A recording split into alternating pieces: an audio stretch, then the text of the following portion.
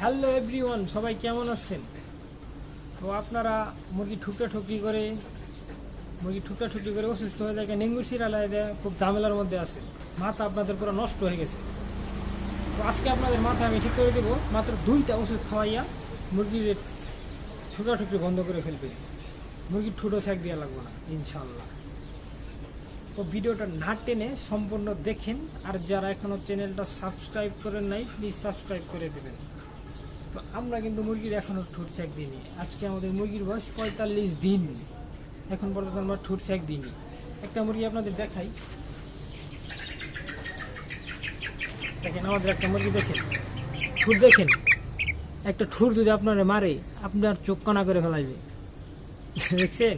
তারপরেও দেখেন মুরগির কিন্তু ঠুকরি করে না, ঠুট দেখছেন আগুন আগুন আগুন, তারপরেও কিন্তু ঠুকরি করে না, এটাই বাস্তব। তো মুরগির আপনারা মূলত মুরগি ঠুকরি করে জিঙ্কের অভাবে, ক্যালসিয়ামের অভাবে, তো আপনারা ক্যালসিয়াম খাবেন, জিঙ্ক খাবেন। এই যে ক্যালসিয়ামেরটা খাবেন, অবশ্যই ডিব্বারটা খাবেন, ডিব্বার ক্যালসিয়াম, ক্যালফস খাবেন, আর জিঙ্ক বেড খাওয়াবেন। যখন মুরগি ঠুকরি করবো তখনকার জিঙ্ক বেড খাওয়াবেন, আর ক্যালসিয়াম খাবেন।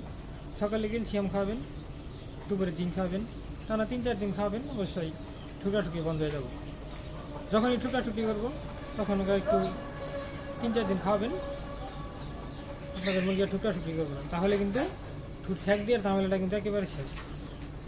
তো এইভাবেই মূলত আমরা আমাদের মুরগিগুলারে পালন করি।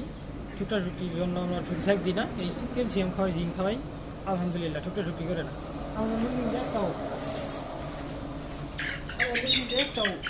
আমাদের মুরগি একটাও দেখেন, মৌসম দেখেন, সবই ঠিক আছে।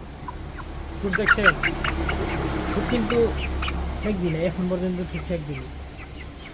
তো আপনারা ক্যালসিয়াম খাবেন, জিঙ্ক খাবেন, তাহলে ঠুকরি করবে না।